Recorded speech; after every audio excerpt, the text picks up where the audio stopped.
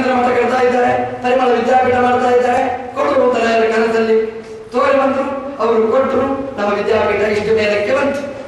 ಇದು ಒಂದು ಮುಖ ಆಗಿದ್ರೆ ರಾಯರ ಮತ್ತೊಂದು ಮುಖ ಇದೆ, ಅದು ಮರೆಯಲಿಕ್ಕಾಗದಂತ ಮುಖ. ಎಷ್ಟು ಒಂದು ಪಕ್ಷದಲ್ಲಿ ಉಪವಾಸಗಳನ್ನು ಮಾಡಿದ್ದಾರೆ ರಾಯರು, ಲೆಕ್ಕ ಇಲ್ಲ. ಅನ್ನ ಮುಖ್ಯ ಅಲ್ಲ, ಭಿಕ್ಷೆ ಮುಖ್ಯ ಅಲ್ಲ. ಆದರೆ ಒಂದು ದಿನವೂ ಕೂಡ ರಾಯರು ಪಾಠ ಪ್ರವಚನ ಬಿಟ್ಟಿಲ್ಲ. ನಮ್ದು ಅನ್ನಕ್ಕೂ ಪಾಠ ಪ್ರವಚನಕ್ಕೂ ಸಂಬಂಧ. ಇವತ್ತ್ಯಾಕ್ರಿ ಪಾಠ ಇಲ್ಲ, ಊಟ ಆಗಲಿಲ್ಲ. ಇವತ್ತ್ಯಾಕ್ರಿ ಪಾಠ ಆಗಲಿಲ್ಲ, ಊಟ ಆಗುವಾಗ ತಡ ಆಯಿತು. ಇವತ್ತ್ಯಾಕ್ರಿ ಪಾಠ ಆಗಲಿಲ್ಲ, ಊಟ ಜಾಸ್ತಿ ಆಯಿತು.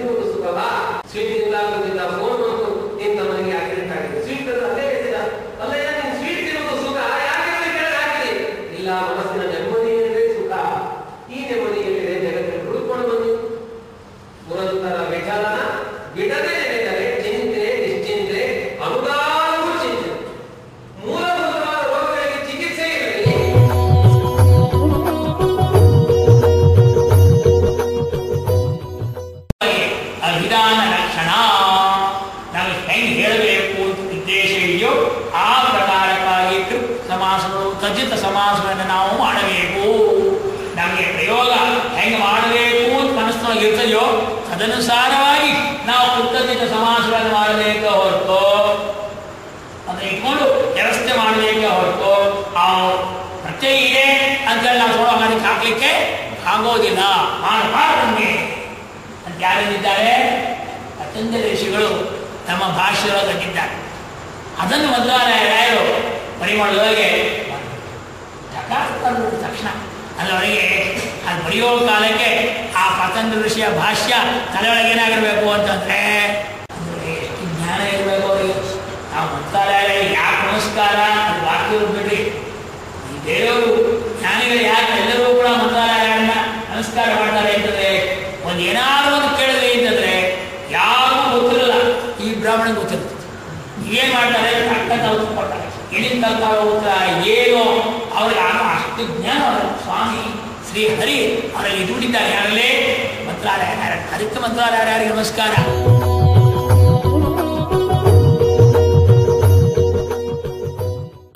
ಅವೇ ಹೇಳಿದರು ಭಕ್ತಿಕಾರ, ಬ್ರಹ್ಮ ಜಿಜ್ಞಾಸ ಕರ್ತವ್ಯ. ಬ್ರಹ್ಮೀಮಾಂಸಾ ಶಾಸ್ತ್ರ ಹೊರಟಿರುವುದು ಬೇಕಾಗಿಲ್ಲ. ಯಾಕೆ ವೇದ ವಿಚಾರಕ್ಕೋಸ್ಕರವಾಗಿ ಹೊರಟಿದೆ ಮಾಡೋಣ ಅಂತಂದ್ರೆ ವೇದ ವಿಚಾರ ಮಾಡೋದೇ ಬೇಕಾಗಿಲ್ಲ. ಯಾಕೆ ವೇದ ವಿಚಾರ ಮಾಡಬಾರ್ದು? ವೇದ ಅಪೌರುಷವಾದ ಅನಾದಿಯಿಂದ ಇದೆ, ಅದು ವಿಚಾರ ಮಾಡೋಣ ಅಂತಂದ್ರೆ ವೇದ ವಿಚಾರ ಮಾಡಲಿಕ್ಕೆ ವಿಷಯ ಇಲ್ಲ. ಯಾಕೆ ವಿಷಯ ಇಲ್ಲ? ಯಾಕೆ ವಿಷಯ? ನಮ್ಮ ಪ್ರತ್ಯಕ್ಷತೆ ಸಿದ್ಧವಾಗಿರ್ತಕ್ಕ ಅಹಂ ಅಂತ ಏನಾಗಿದ್ದೀವಿ ನೋಡಿ, ಎಲ್ಲ ನಮ್ಮ ಅನುಭವದ ಮೇಲೇನೆ ಪೂರ್ವಪಕ್ಷ ಇರೋದು.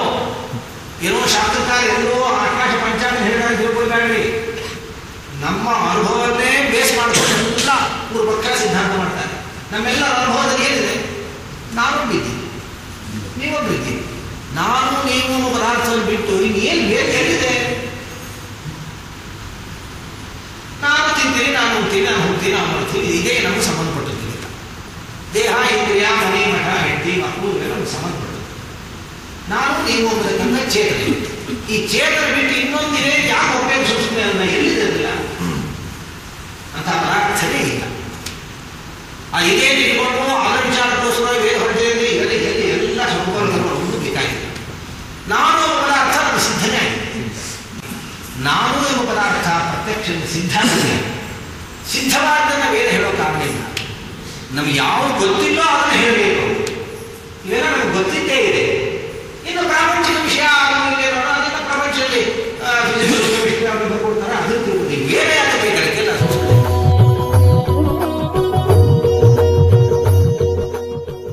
ತಸ್ಮಿನ್ ಅಪೋ ಮಾತರಿಕೆ ಉಪನಿಷತ್ತು ಹೇಳ್ತಾ ಇದೆ. ತಸ್ಮಿನ್ ಅಪೋ ಮಾತ ವಿಶ್ವಾಸ ನಮ್ಮ ಒಳಗಡೆ ಇದ್ದುಕೊಂಡು ನಮ್ಮ ಪ್ರೇರಣೆಯನ್ನು ಮಾಡ್ತಾ ನಮ್ಮಿಂದ ಕರ್ತವ್ಯ ಕರ್ಮಗಳನ್ನು ಮಾಡಿಸ್ತಕ್ಕಂತಹ ಏನು ಮುಖ್ಯ ಪ್ರಾಣದೇವರಿದ್ದಾರೆ ಅವರೇ ಆ ಎಲ್ಲ ಸತ್ಕರ್ಮಗಳನ್ನು ಜೊತೆಗೆ ನಾವು ಮಾಡಿದ ಎಲ್ಲ ಪುಣ್ಯಪಾಪ ಕರ್ಮಗಳನ್ನು ಕೂಡ ಭಗವಂತನಿಗೆ ಸಮರ್ಪಣೆ ಮಾಡ್ತಾ ಇದ್ದಾರೆ ಮುಖ್ಯ ಪ್ರಾಣದೇವರು. ಆದ್ದರಿಂದ ನಮ್ಮ ದೇಹದ ಒಳಗಡೆ ಅನೇಕ ರೂಪಗಳಿಂದ ಅಲ್ಲಿ ಭಗವಂತ ನೆಲೆಸಿದ್ದಾನೆ. ಅದರಲ್ಲಿ ಅಗ್ರೇಶ, ಆದೇಶ, ಮೂಲೇಶ ಎಂಬುದಾಗಿ ಭಗವಂತ ನೆಲೆಸಿದ್ದಾನೆ.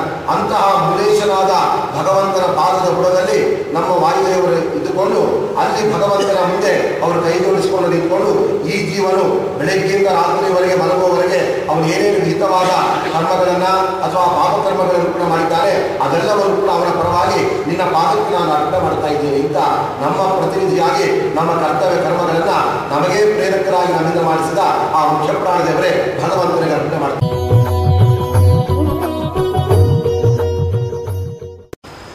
ಯತೋ ವಾ ಇಮಾನಿ ಭೂತಾನಿ ಜಾಯಂತಿ ನ ಜಾತಾನಿ ಜೀವಂತಿ ಯತ್ರ ಯಂತ್ಯಪಿ ಸಂವಿಶಂತೀತಿ ತದ್ವಿಜಿಜ್ಞಾಸಸ್ವ ತದ್ಬ್ರಹ್ಮೇತಿ.